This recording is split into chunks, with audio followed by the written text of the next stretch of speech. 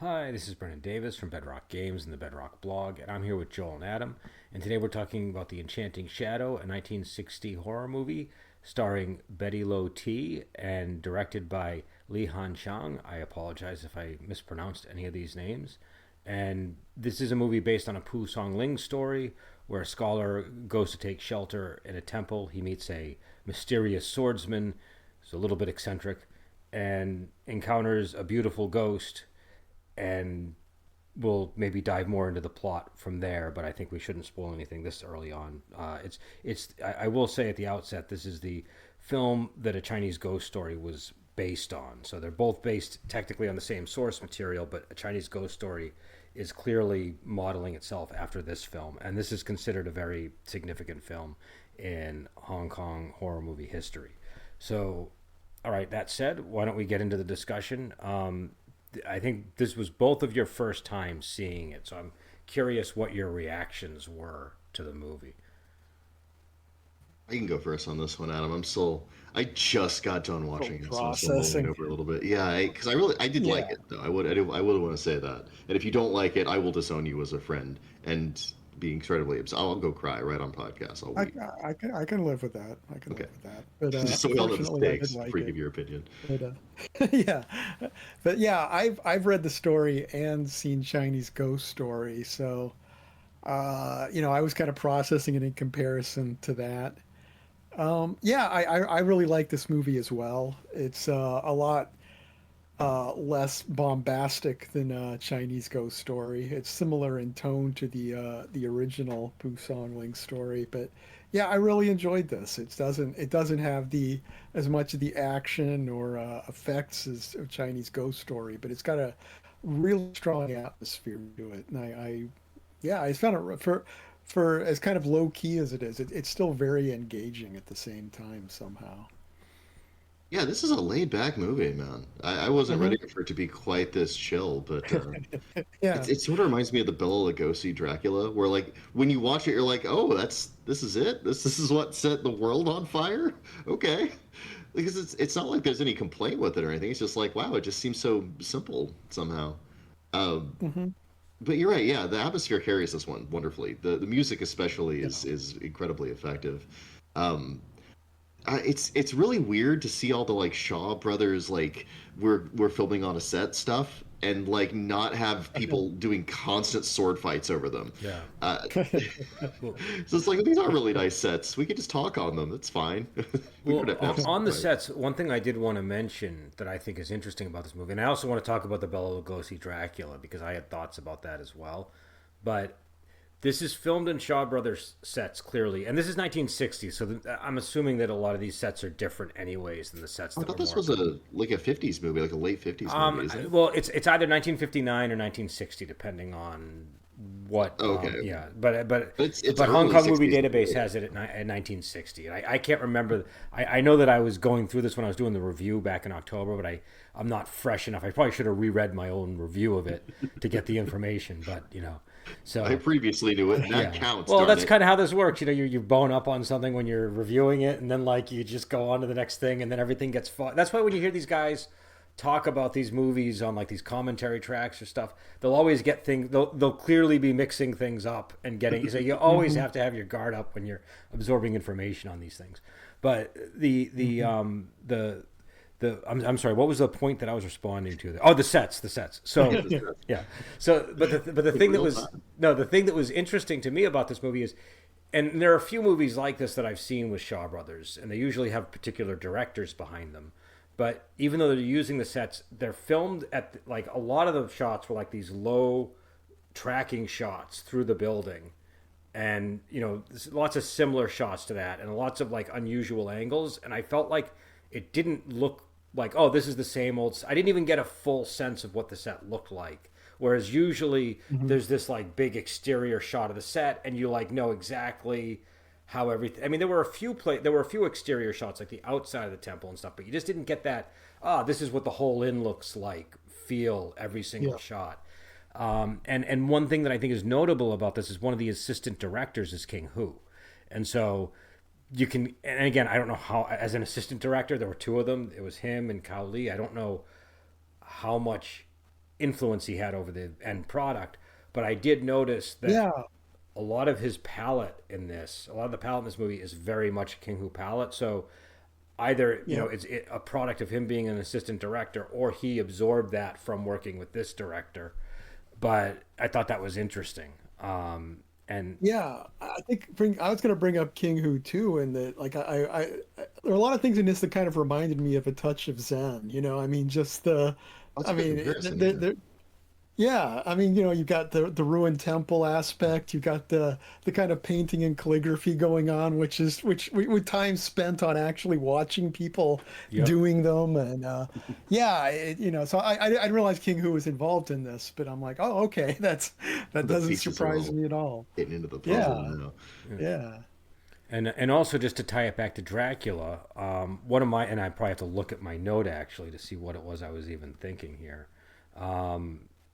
But oh yeah, no, just the so I there are two aspects to it. I think you were touching on the fact that Dracula kind of feels more like a play than a movie when you see it, Yeah, and I'm it actually really yeah, does. I don't like the original Dracula, so that's just Really? yeah I mean I've watched it a bunch of times. I've never been able to enjoy it the way other people enjoy it. I love the original Frankenstein. I love the Invisible Man. I love the Wolfman, the Mummy. I love all these movies, but the Dracula movie I find so dull. The only Dracula movie I like is Dracula's Daughter. I think the other ones Well, you I'm like not. Nosferatu as well, Yeah, though. but that's not a So Drac. I'm talking about like the ones that are in the the lineage official of the Dracula, yeah. Universal. Yeah, Dracula's Daughter is kind of where I'm like, okay, this is a bit more interesting.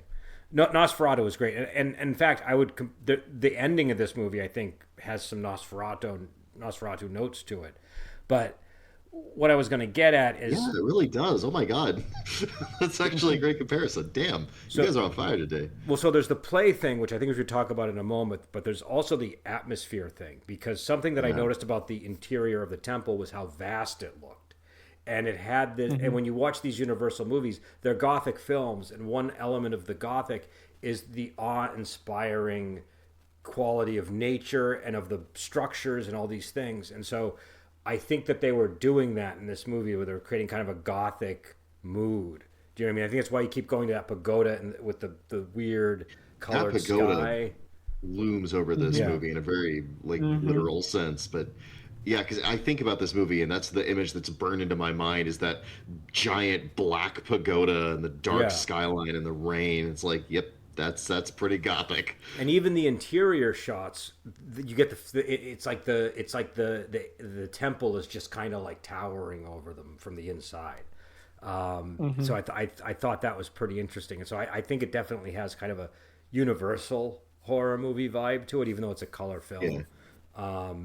And on the play end, I was just doing a movie called The Enchanting Ghost the other day, and it's interesting in that number one, it was made 10 years later. It was made in 1970, but one of my observations was how old-fashioned that movie felt compared to other movies at the time. It has an identical runtime to this one. They're both like an hour and 20 minutes or something like Yeah, that. this is a brief movie, but it Yeah. doesn't feel brief at all when you're watching it. No, and they both do the same thing. They both have this like long lead up, this slow burn, and then the last 20 minutes are where all the scares happen. Do you know what I mean? Like where all Yeah, the those are good so scares too. yeah.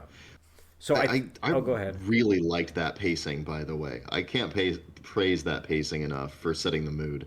I think you're right. It's a moody film with a long lead in, but man, you're so it's there's something about the strength of the performances. I think uh, that just I was never bored. I was kind of waiting for the ghost to show up because again, Chinese Ghost Story was Yeah. the direct comparison in my mind, and I was like, "Where's the giant tongue monster?" Yeah. But I mean, this is me we're talking about, some kind of lowbrow.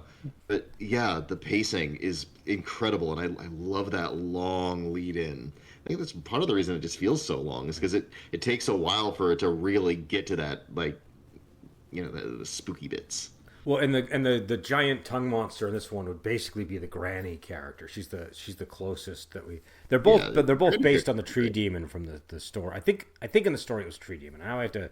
It's been a while. It's been a few months, but I think that the thing I like about the pacing is you have this like love story at the center of it, and obviously in a Chinese ghost story, they're using a lot of Dutch angles and and they're kind of immersing you in Hmm. this atmospheric world, and they're able to paint the romance across all of this kinetic action that's going on. And this is like the opposite. You get this very subdued romance where, and it's funny because all of the same elements are there. Them writing the poem, like you actually understand the poetry element of this one much better than in the other one, I think, because in this one there's so much attention given to it, and it's kind of all rolled out slowly. In a Chinese ghost story, you can almost miss some of the key details because so much is going on, and Yeah, it's so rapid. yeah, and it's much more in your face in Chinese Ghost Story. Like I think I compared Chinese Ghost Story to like Evil Dead, in Yeah, how much it just kind of exactly. slams your face into what's happening, and it's not that way in this film. Like you said, it's this film broods, and Yeah, because it's brooding, the atmosphere is good for absorbing something like a spooky poem. and I think it also gives them like because the thing for me in this film, I think the lead actress Betty Loti, she really shines in this movie, and so it's a very good performance of a character like that because she's supposed to be this enchanting ghost, and I think it's not necessarily that like I've seen a lot of ghost movies where the ghost just it doesn't have. I don't know what it is. It's something in like the slowness of her movements, in the grace, and Hmm. all of these other things that, and with just a charisma that you can't quite put your finger on, and she's like extremely feminine, like to a degree that almost seems impossible. Do you know what I mean? It's like a, and I think that that works because like again in this kind of setting, ghosts are associated with yin energy, so it's like a feminine Yep. energy. So I think that it just kind of works in that way. It helps bring all the themes together. But but yeah, I don't know. I mentioned this in the review. I'll mention it here too. One of the tragic things about this movie is this actress, and she goes on. She has a number of other roles after this, but this I think was her first big break. I could be wrong. She ends up dying of a barbiturate overdose. Oh, Let me see what year. It's not that far. No, I mean, it's not like immediately after. Um, 1968. So like 8 years after this, at like 31. So she was very. So she's kind of like a Marilyn Monroe type figure in the cinema. But yeah. So I don't know. And yeah. It's a So go ahead. tricky role too, because it's like, okay, she's trying to seduce this character, but she doesn't want to seduce this character. But there's just like layers Yeah. of motivation and conflict going on. So it is a tricky role. And it's and you're it. right about the kind of eeriness of her physical performance too. There is something Yeah. almost like otherworldly about her. Yeah. There's a lot of that in this movie, actually. Like the first time this is later on in the movie where they set up the sword trick, where if the I forget the name of the older lady character when she comes in, the sword like leaps out of Granny. its scabbard Granny. and stuff. I think they Yeah, called yeah, her Granny. Lala, but I think that's just a name for Granny. I could be wrong. Okay, I'm yeah. not So, sure. but yeah, whenever you see her shadow outside of the wall. It's beautifully eerie. It actually Hmm. reminded me a little bit of Creepshow, which is a bit of a throwback movie, but it did a lot of that golden era of Hollywood stuff where we would have that kind of Hmm. that eerie music, and then like it'd have like a colored light come in this very unnatural way. And there's something about the theatricality of that that was not only charming and quaint, but like it was more immersive than you'd Yeah. suspect. Like you see something like that, it's such a simple trick, and you're Well, like, "Well, that's got to take you out of the movie," but it doesn't actually. It actually works more or less perfectly. I have a theory about that. And it might have to do with what you grew up watching as well, because I think that can Oh, affect maybe. things. But I mean, Adam, I don't know if you're the same as me, but like I grew up watching. I mean, obviously they had like 70s and 80s things when I was a kid, but a lot of the horror movies that I remember seeing were like 1950s Hmm. horror movies, like a lot of them. I remember. I mean, it Oh was yeah. like those were just kind of still being viewed. If you saw a movie on television, it was not unlikely that it would come from that era, Oh, yeah, I and saw, even in saw a the lot of growing up too. well, and even in the 70s, stuff still kind of looked like that. Like we were watching some old Doctor Who's on the podcast many years ago, Yep. and I think I commented that they look like a movie from the 50s. They just have that same whatever they were doing in the 50s to achieve that. A lot of people were still doing in the 70s too. Obviously not in Yeah. like the gritty 70s movies, but I mean you were still seeing that kind of filmmaking to an extent. And so Yeah, I don't think it's only till the 80s people really demanded perfect special yeah. effects in movies and stuff. I mean, there was a lot more leeway still in the 70s with effects. But I think when you have to work as a viewer to like obviously these older movies that use more primitive effects, and some of them will be like, like it's just like it's obviously not even close to what they're trying. Like they're trying to give you Yeah, something, and it's like 20% of the way there. It's not even 80, or you know what I mean, right? Like, and this one's not that bad, but I'm just saying that happens in movies like yeah. this. It I does. think when you And I'm fine with it. I'm willing to work with a movie. It's like, okay, this is, as long as I'm enjoying the movie. If a movie's garbage and there's garbage effects, it's like, well, that looks stupid. But if yeah. like a movie like this where I'm actually engaged in the story and the atmosphere and I'm drawn in, yeah, I'm generally happy to put up with some effects that are less than perfect. Well, and my theory is that because it forces you to engage your imagination, it can sometimes be Hmm. even more immersive. Do you know what I mean? Because you're like, Hmm. it's like going to the theater or something. You know what I mean? You have to kind of like will yourself to go into this state where you're accepting whatever it is they're trying to create for you, and then you're contributing to it by saying, okay, I know that Yeah. that's just like ketchup on a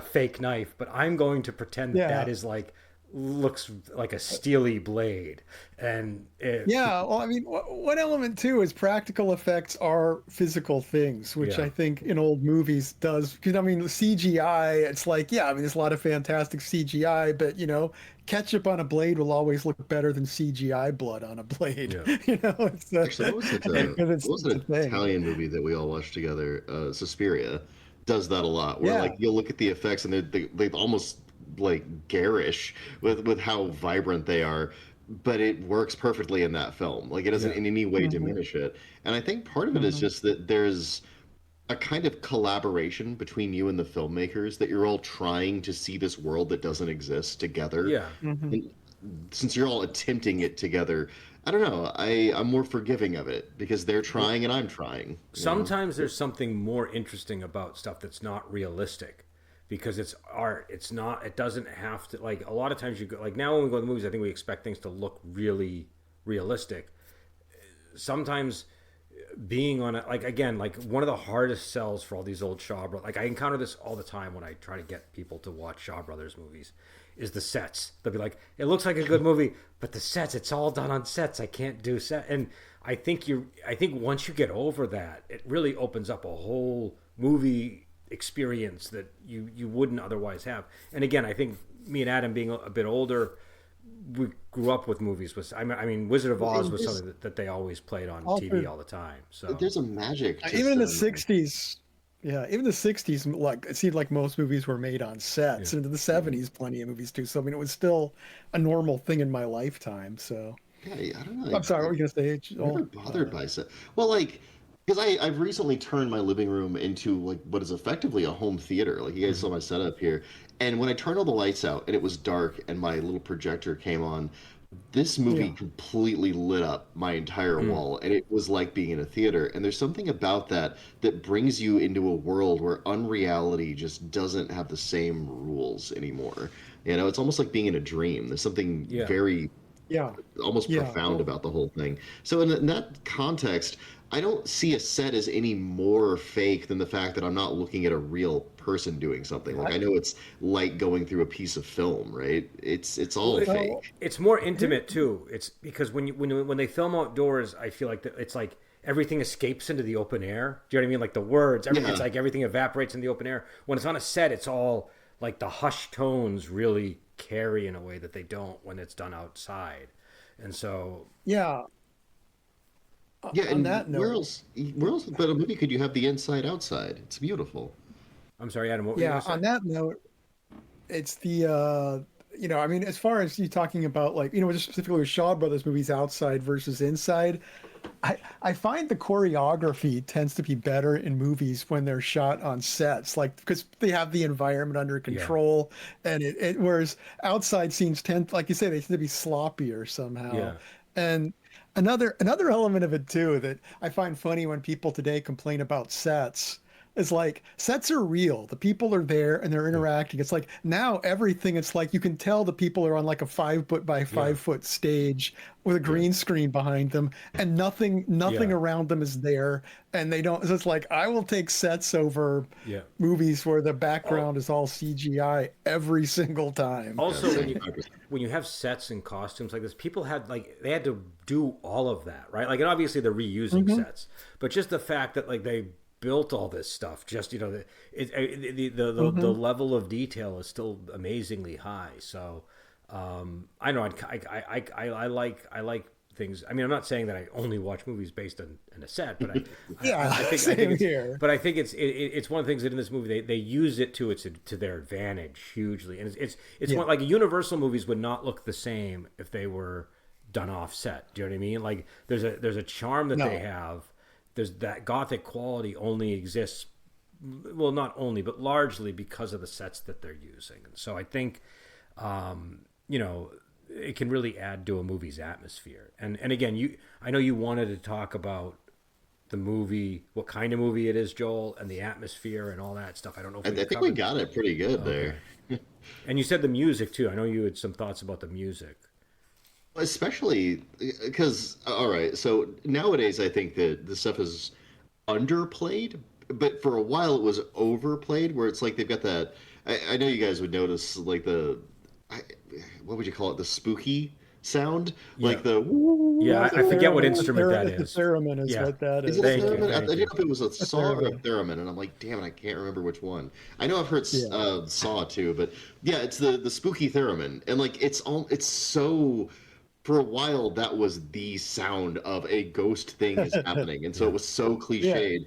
But we don't do that in movies anymore. When was the last time you heard that in a Hollywood movie? It's been like Well, 30 plus years I since a feel theremin like meant something spooky. it became like the language of horror for a while, and it became but then it became self parody. So then, do you know what I mean? It's like, Right. The second that it became a parody, it lost its effectiveness in a mainstream way, and so they just abandoned it. So it's well, also, whenever you hear it does again, anybody play the theremin anymore? I mean, it's like I think that's also forget maybe anymore. another aspect of it is there might just not Oh be as yeah. much of a Yeah, theremin I had a playing friend post. that had a theremin in a band, and yeah, Okay, when I was in my 20s, they had a surf band, but they also had a theremin in it. So okay. the Mulchman.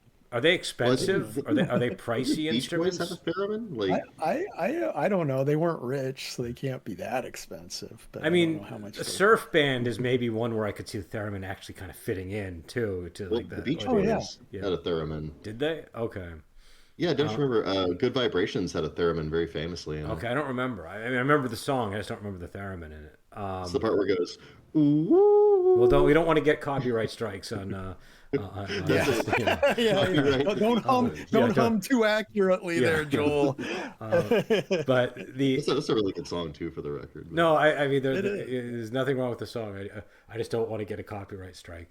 But there was also I think I heard an upright bass in there too, and there were also some Chinese instruments as well. Um, yeah, the actual the authentic Chinese music in this was kind of great. Like it's, Hmm. I think a lot of people don't understand how much range classic Chinese has in terms of like musical range, but they actually found some legitimately jarring and spooky sounds they could, or some spooky music to play. So that was fun. And man, the scene where she's playing, what is that instrument? Is it a I think sitar? That no, giant. it's like a guzheng or something, or Yeah, the I can't other remember what one. I it's can't remember. called, but she breaks a string, and it's like that's like one for one a scene in Chinese Ghost Story. It's wonderful. Yeah, yeah, I know that the parts they kept like obviously like there's the song and then in a Chinese ghost story it becomes the rap, and so that's a very Yeah, which is a very clever update for the late '80s. You know what I mean? But the and also you can see the origin of the Wu Ma version of that character. Like the Wu Ma version is like so over the top, but yeah, there are like hints of that in this guy's performance too. And you know, and this is obvious. I mean, I'm trying to remember who played him. He was in Come Drink with Me, I think, in a bunch of yeah. movies. Yeah, I was Um, trying to recognize him Yang Chi watching it. Ching. I mean, he's in like every movie. He's one of these kind of guys. Uh-huh. And he But could he play nails the everything role. from the villain to like, you know, just like to a character like this, It's an to almost some kind of Tom like Bombadil wretched aspect to him. gambler. Do you know what I mean? I've seen him do everything. What was that? There's like a Tom Bombadil aspect to this character that's consistent between the roles. Like he really just does kind of stagger into the film, swagger around, fight ghosts. He's great. He's got a very Tom Bombadil energy. And also I mean just to bring it back to the book, I feel like the that part of the this movie is pretty close to the book. Like Adam was saying before the podcast, this movie is generally closer to the short story than a Chinese ghost story is. What did you guys think of Granny? Because I mean, she's the big villain in this one.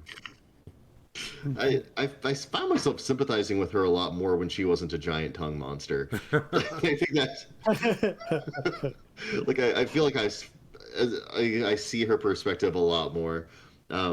She's a good Wait? villain. What about her? She's having this lady seduce men so she can drink their blood at night. What is the? They got needs. Ghosts got needs Okay. too. I don't want to hear it. All right, be hating on my lovely granny ghost. And Well, she's last week I watched the Magic Blades. So I mean that's got the better Granny than the this Devil one. Grandma. Well, they're different. Devil Grandma is maybe one of the They are best. very different. Devil Grandma is number one. The lady who plays Devil Grandma, I think it's Teresa Ha Ping. She is just amazing in any role that they put her in when they play for those Yeah. kind of characters. And Devil Grandma is just, I mean, that's like that was the when I remember when I saw Devil Grandma, I was like, oh, I understand like the genre now. Do you know what I mean? Like that was like Devil Grandma is like the key. Yeah, the Devil Grandma is the key to understanding like the full extent of what wuxia can be. I think. Do you know what I mean?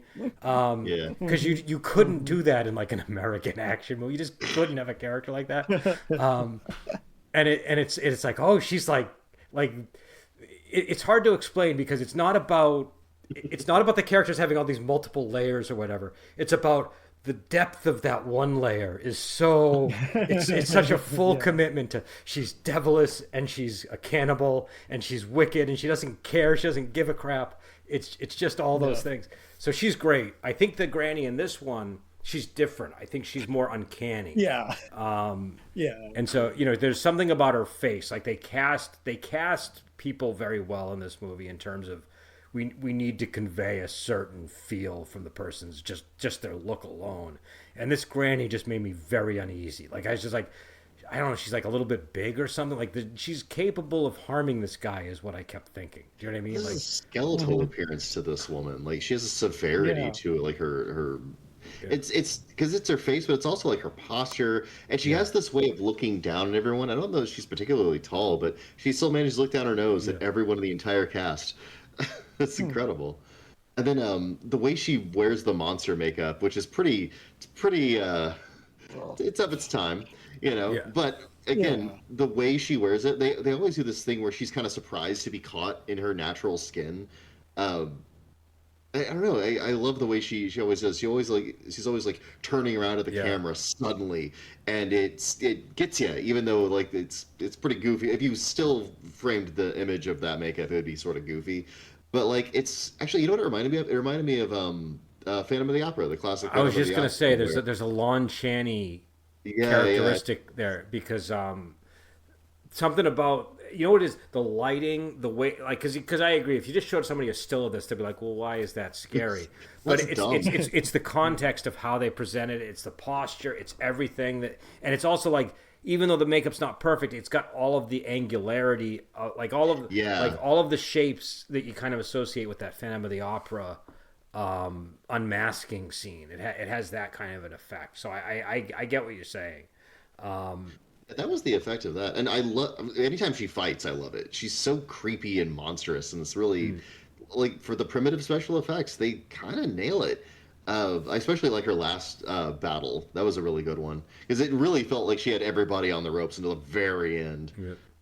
Yeah, and the thing is, like I've seen some like that's actually pretty decent effects for this time for this kind of movie. I've seen some of the bad ones that are like way worse, you know what I mean? But it's still, it's definitely like, you see it and you have to, like, it's like we were saying, you have to do the mental work. It's like, okay, blue face, I get it. Like I can work with this blue face and this weird mouth. with And you. yeah. But also I just like the striking quality of it. You know, I'd be I don't know I don't know if we'll ever get a chance to do Enchanting Ghost because I don't know how available that is. But that would be a really good one at some point if we can to just contrast because the Ghost and that they take a different approach. But but yeah, I don't know. I think the Granny in this is I don't know. She just has this again this uncanny thing going on that just like makes me uncomfortable. So I feel like that's an effective thing. Yeah, And every time she enters a scene, they do a good job of setting up just how threatening she is, but yeah, also how worldly she is. well, And she manages to carry that through with the performance really nicely too. So I really liked her. I thought she was a great villain, and she's subdued in a way that like Giant Tongue Monster wasn't. Well, what's interesting too, because in a Chinese ghost story, they take it even further, right? Like they go, okay, Oh yeah. now it's like I think it was played by a man, but they use like a weird woman's voice, right? Yep. That was the Yeah, there's something yeah so off-putting about yeah. that character, which I adore because I like the extremes, the kabuki-ish extremes of performance But and costuming. But like, yeah, I recognize that you could do it other ways, and they did a good way in this well, movie. and what I thought about because I was thinking about the yin thing with the Betty Loti character, and then what I was thinking was like, well, both this granny and that granny, they have this kind of uncanny quality, and I think maybe what it is they've been feasting on all this yang energy by drinking men's blood. And so maybe that's why in that other movie it's like it's a man but it's got a woman's Hmm. voice, and in this one Oh she's yeah. Hmm. she's a woman but she's kind of got like a manly physique or something. There's something there that's like that. So I think that might be what they were going for. I don't know. Yeah, I love all the yin and yang gender confusion stuff with kung fu and ghosts and things like that. It's so much fun. Well, Because it's you just can baked just into the cosmology with a ghost. Like a ghost is like a yin creature. Do you know what I mean? And so it just kind of, and obviously these guys they're men, so they're yang. And so I'm just thinking if she's feasting on their blood, maybe that's what that's meant that's so to cool. be. I love that. I mean I don't know. That's just it's like a theory, All But right, but uh, even if you're just theorizing, I love that part of movies. I love talking about them. I mean, it's kind of what I do here. but but yeah. So I don't know. Now I guess the only other thing left to talk about, unless I've forgotten something, is the poem, which I know you guys wanted to mention at least.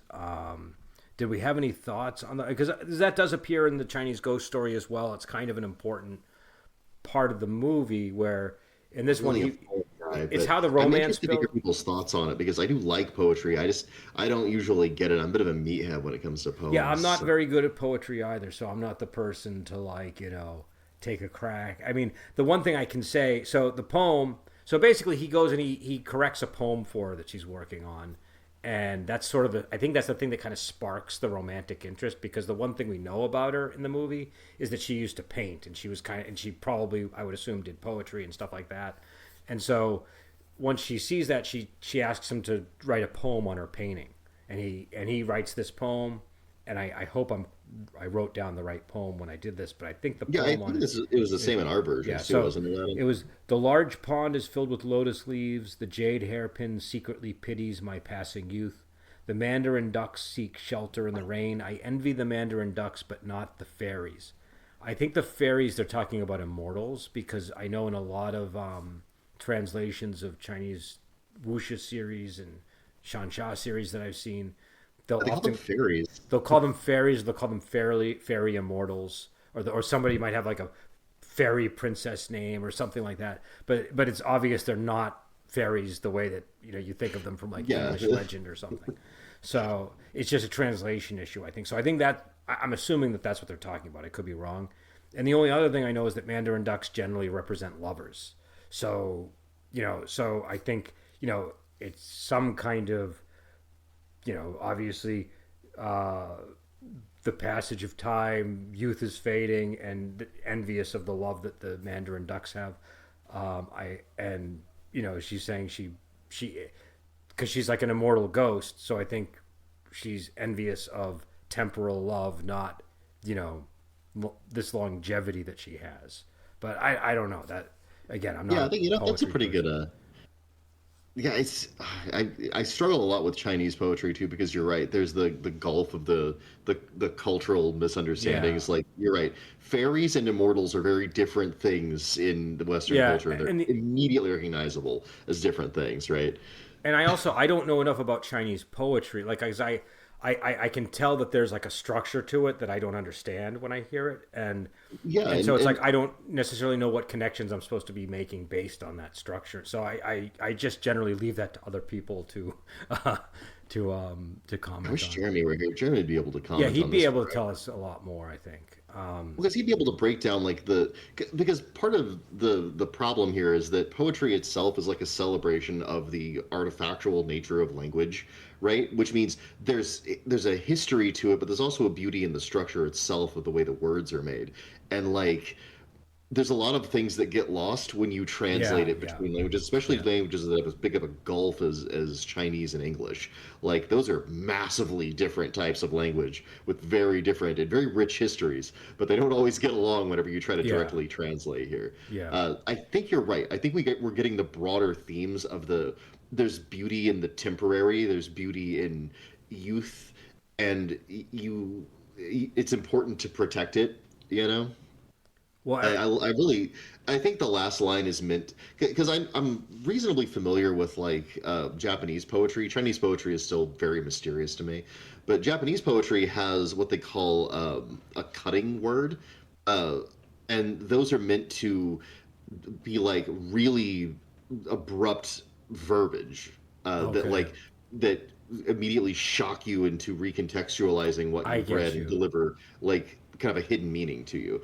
So I think the very end of that Is is doing that. kind of the equivalent, right? I Okay, envy the ducks, but not the immortals. Like okay. I think that's kind of what's meant to contextualize what we've just read. The poem is Yeah, no, imagery yeah, because evoking. I can see it connect. Yeah, I see what you're saying. Yeah, and so again, the other thing about the poem too is that it's an important plot device because that's how he finds out that she's a ghost in a way.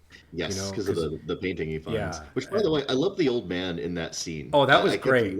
And again, love that guy. that's I mean, it's a 10-year backstory, but the 20-year backstory, is again reemerging as Yep. this thing.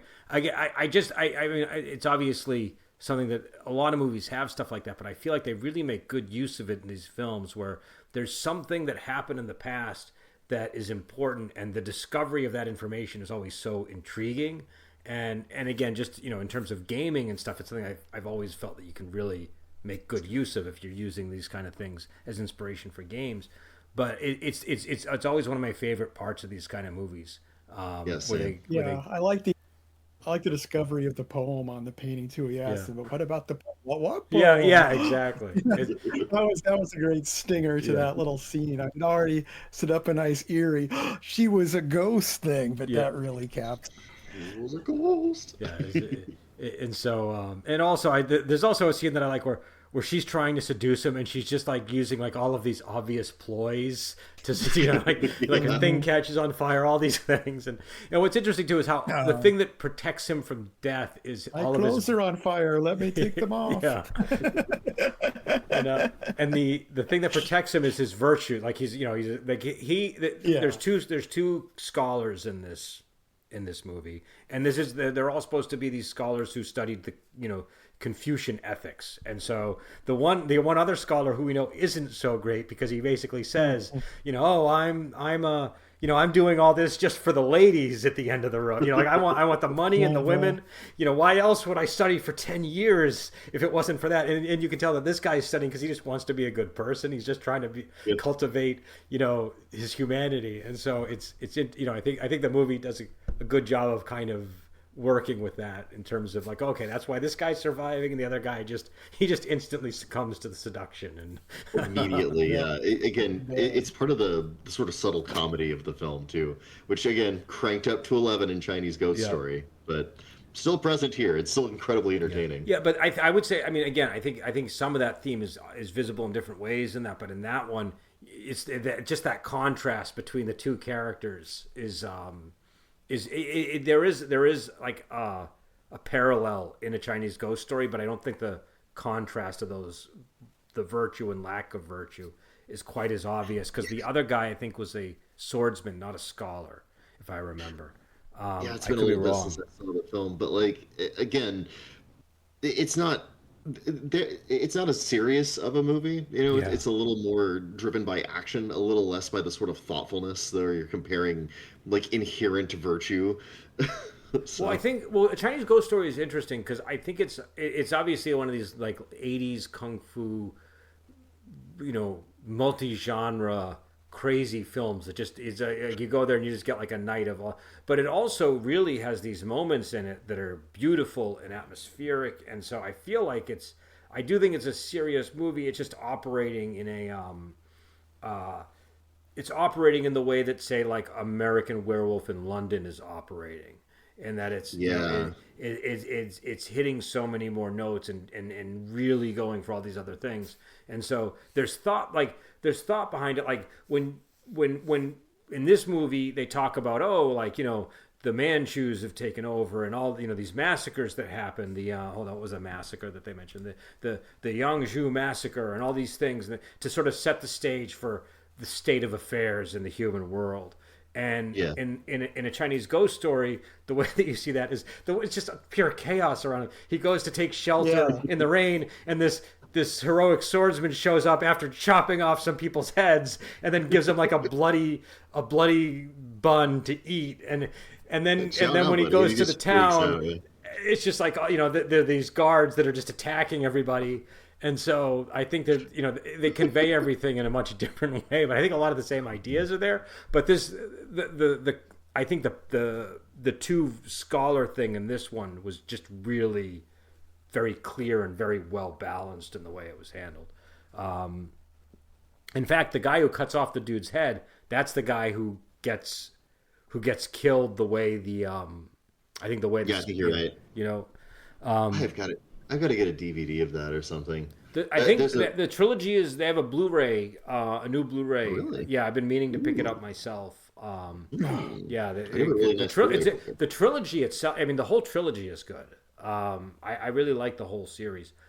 I don't know if Um, I've seen the trilogy. Was it? What else is in the Chinese Ghost? Is it like Chinese Ghost Story 1, 2, and yeah, 3, one, or two, and like? three, and the Oh, first two. I'm I trying. have to see the sequels. I mean, again, they have to, obviously because they have to change things up in each one. I think the first and I kind of like the first and the third one. I think. Yeah, I think those are the two I really like. The second one's good too. The second one is like a giant centipede demon or something. I can't remember I exactly do what like the Centipede creature is in demons. it. Um, the I first like one I that. think is the best one. I think the first one is like the most perfect of all the movies.